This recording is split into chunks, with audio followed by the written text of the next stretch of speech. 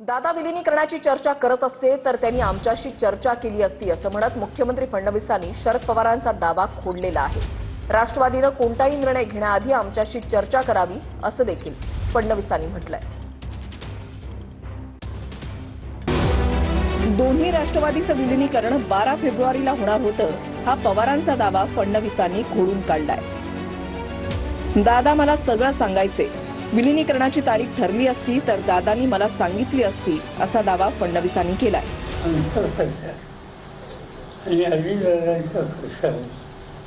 एकत्र काम करण्याची प्रक्रिया सुरू करावी यासाठी एक होत होता आणि निर्णय आता जाहीर करायचा होता 12 तारखेला। चर्चा कुठलीही अंतिम स्टेजला जर गेली असती तर अजितदादांनी आम्हाला सांगितलं असतं, आमच्याशी चर्चा केली असती। कुठली तारीख जर ठरली असती तर ते आमच्या सरकारमध्ये आहेत आणि सरकारमध्ये आमच्याशी शेअर न करता ते असा निर्णय घेऊ शकतील का? त्यामुळे आता पवार साहेबांचं त्यांचं काय बोलणं झालं, कोणाचं त्यांचं काय बोलणं झालं, मला याची कल्पना नाही। आमच्यापुरतं मी सांगतो की अशा प्रकारच्या तारखेची माहिती आम्हाला नाही। या प्रकरणावर आताच्या स्थितीमध्ये राजकारण करायचं नसल्याचं फडणवीसांनी म्हटलंय। तर 13 दिवसांनी 9 तारखेला सगळी माहिती सांगणार असल्याचं रोहित पवार म्हणाले। आत्ताच्या परिस्थितीत आम्हालाही राजकारण करायचं नाही, नाहीतर मी अनेक गोष्टी सांगू शकतो।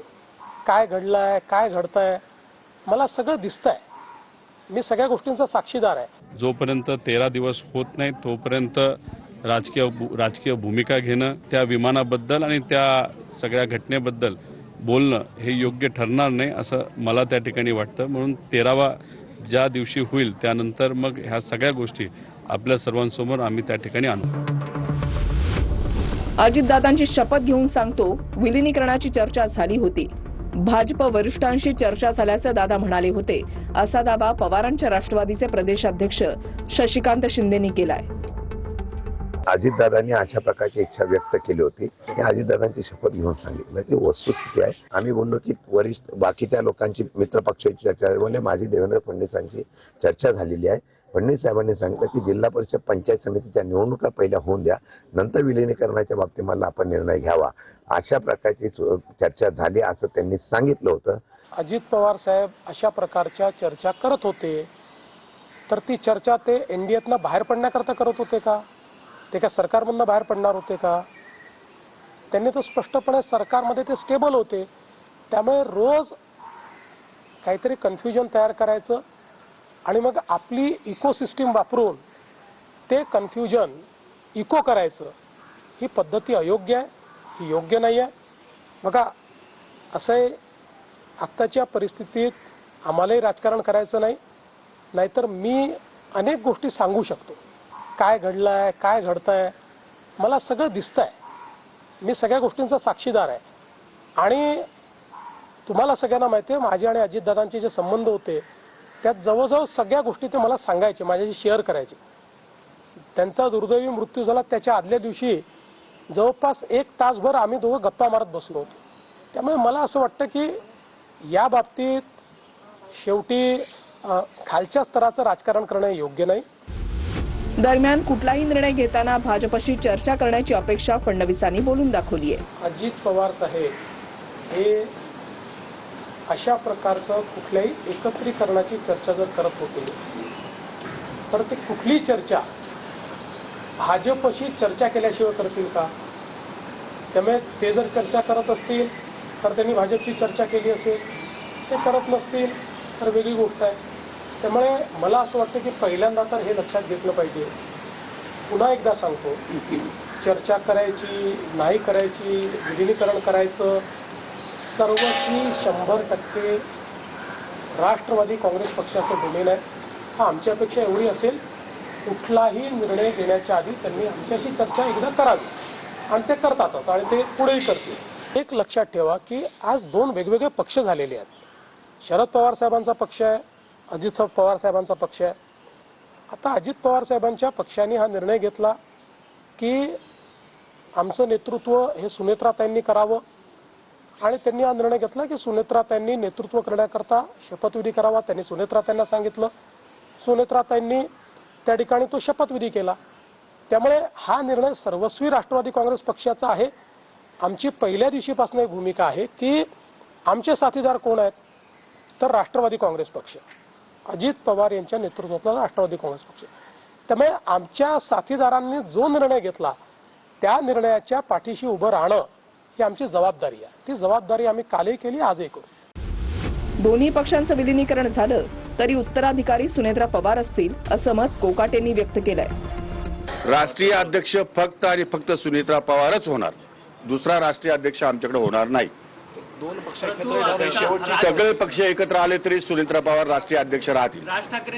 सुनेत्रा पवार सोडून, वहिनी सोडून दुसरा अध्यक्ष होणार नाही.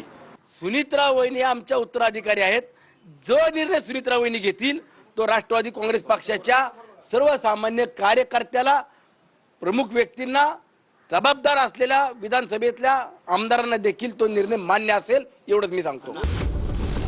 भाजप आणि दादांच्या नेत्यांची भूमिका पाहता दोन्ही पक्षांच्या विलिनीकरणाची चर्चा आता विलीन होण्याची चिन्ह आहेत. राष्ट्रवादीचे अध्यक्ष प्रफुल्ल पटेल होणार या वक्तव्यानंतर पियुष गोयल यांनी माफी मागितलेली आहे. पटेल राष्ट्रवादीचे अध्यक्ष होणार ही माझ्याकडे चुकीची माहिती आली असं स्पष्टीकरण गोयल यांनी दिलंय. पटेलांची राष्ट्रीय अध्यक्षपदी नियुक्ती झालेली नाही असं तटकरेंनी म्हटलं, तर राष्ट्रवादीच्या अध्यक्षपदी माझी निवड झाल्याचं वृत्त हे तथ्यहीन असल्याचं प्रफुल्ल पटेलांनी म्हटलंय. राष्ट्रवादीचे अध्यक्ष प्रफुल्ल पटेल होणार असल्याच्या वक्तव्यानंतर केंद्रीय मंत्री पियुष गोयल यांनी माफी मागितली आहे. एका ज्येष्ठ पत्रकारानं मला चुकीची माहिती दिल्याचं म्हणत पियुष गोयल यांनी या संदर्भात माफी मागितली आहे. पीटीआय या वृत्तसंस्थेला दिलेल्या मुलाखतीमध्ये पियुष गोयल यांनी प्रफुल्ल पटेलांची राष्ट्रवादीच्या अध्यक्षपदी नियुक्ती झाल्याचा दावा केला होता. पियुष गोयल यांनी केलेल्या दाव्यानंतर राष्ट्रवादीचे ज्येष्ठ नेते तटकरेंनी पटेलांची अशी नियुक्तीच झाली नसल्याचं म्हटलंय. The NCP as a part of Mahayuti has performed very well. The leadership is clearly was with Ajit Pawar and now with Sunetra Pawarji. Prafull Patel has been appointed national president of the NCP. I don't see Mr. Sharad Pawar being invited to join the NCP, given that he has lost the people's trust and the vote. Despite coming together in Pimpri Chinchwad and Pune, we saw them being wiped out. If only Ajit Dada had aligned with the rest of the Mahayuti partners, he would have been a part of the Pimpri Chinchwad and Pune victory that the BJP is celebrated. Piyush Goyal त्यांनी असं म्हटलेलं आहे की प्रफुल्ल पटेल यांची राष्ट्रीय अध्यक्षपदी नियुक्ती झाली, राष्ट्रवादीच्या राष्ट्रीय अध्यक्षपदी नियुक्ती झाली. नाही, असा काही निर्णय झालेला नाही त्या ठिकाणी. पियुषजी गोयल काय म्हणत मी स्वतः ऐकलेलं नाही, पण तसा काय निर्णय झालेला नाही. दरम्यान राष्ट्रवादीच्या अध्यक्षपदी माझी निवड झाल्याचं वृत्त तथ्यहीन असल्याचं प्रफुल्ल पटेल स्वतः म्हणाले.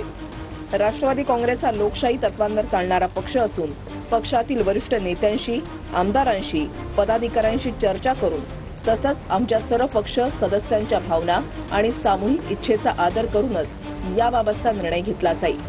एक राष्ट्रीय पक्ष म्हणून अशा बाबींमध्ये आम्ही विहित प्रक्रियेचं काटेकोरपणे पालन करतो असं प्रफुल्ल पटेल यांनी म्हटलंय.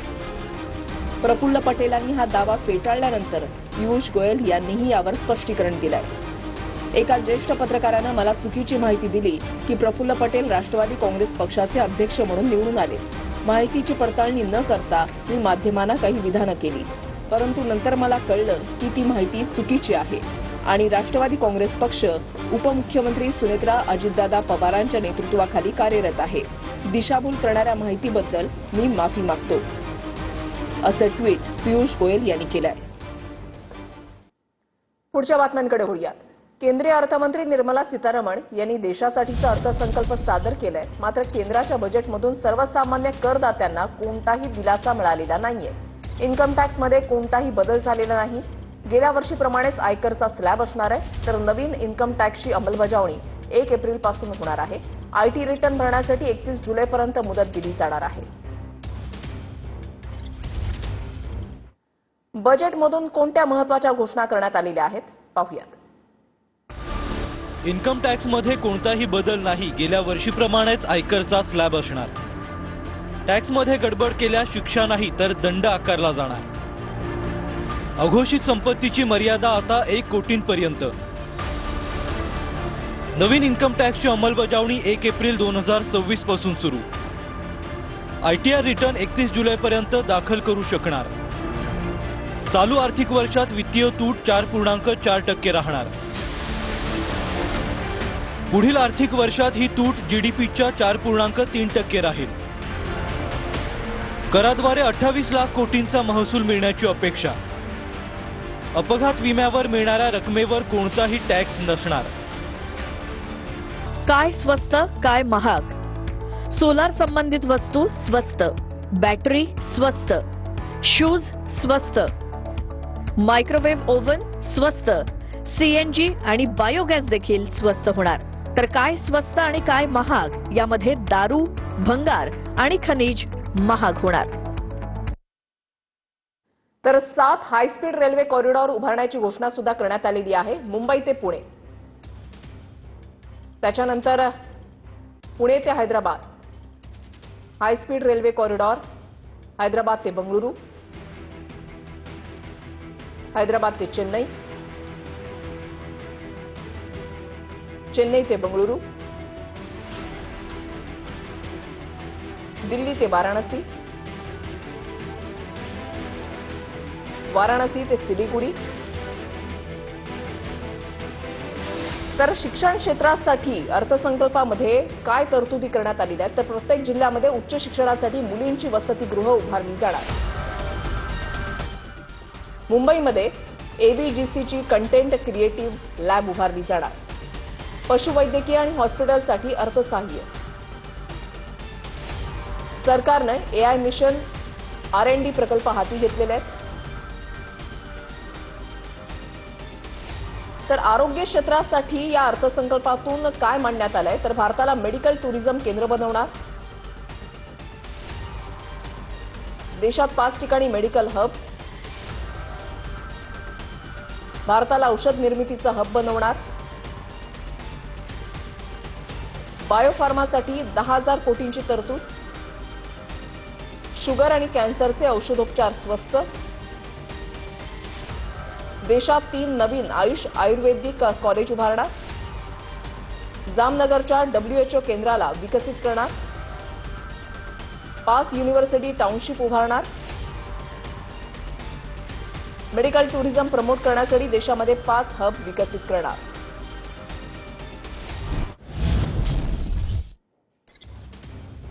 तर या बजेटमध्ये महाराष्ट्रापेक्षा गुजरातला जास्त वाटा देण्यात आल्याची टीका बच्चू कडू यांच्याकडून करण्यात आली आहे. केंद्र अर्थसंकल्पावरून प्रहारच्या बच्चू कडू यांनी टीका केली आहे. महाराष्ट्रामधल्या खासदारांनी दिल्लीमध्ये भांडलं पाहिजे असं बच्चू कडू यांनी म्हटलंय. गुजरातला पुन्हा महाराष्ट्रापेक्षा वाटा जास्त आहे. केंद्रामध्ये महाराष्ट्र गुजरातपेक्षा दुप्पट मोठं असताना आणि योगदान सुद्धा जास्त असताना कमी काळ दिल्या जातं याच्यासाठी महाराष्ट्रातल्या खासदारांनी तिथं खऱ्या अर्थानं या सगळ्या गोष्टीसाठी भांडलं पाहिजे. म्हणजे एकंदरीत 53 लाख कोटीच्या बजेटमध्ये जर कृषी क्षेत्र म्हणजे जो 50% वर ते शेतीवर अवलंबून हा देश आहे त्याला फक्त 1 लाख कोटीमध्ये कसा पद्धतीने तो समोर जाणार? बजेटची व्यवस्था जरी वाढत असली, बजेट जरी फुगत असलं तर ते शेतकऱ्यासाठी मात्र तेवढंच लहान होतं.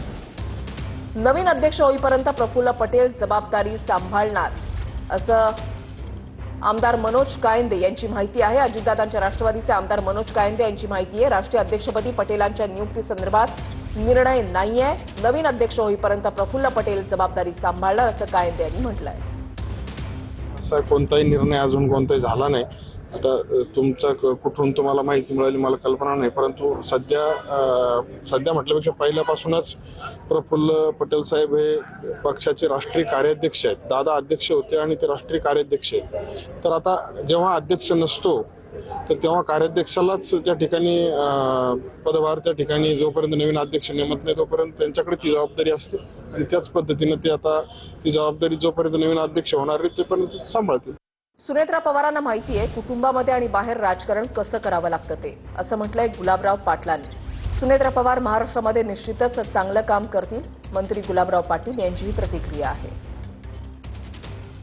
त्यांचं अभिनंदन करतो आणि निश्चितपणाने महिला जरी असल्या तर आता आमच्या जी CO पण महिला आहेत, कलेक्टर महिला आहेत, त्यामुळे महिलांमध्ये सुद्धा कॅपॅसिटी असते आणि विशेष म्हणजे अजितदादांबरोबर अर्धांगिनी त्या राहिलेल्या आहेत, त्यामुळे त्यांना सांगण्याची गरज नाही. एका माजी मंत्र्याच्या त्या भगिनी आहेत, त्यामुळे कुटुंबामध्ये राजकारण कसं करावं लागते, बाहेर राजकारण कसं करावं लागते, राज्य कसं चालवावं लागते हे त्यांनी जवळून पाहिलं आहे. त्यामुळे ते महाराष्ट्राकरता निश्चितपणाने चांगलं काम करतात.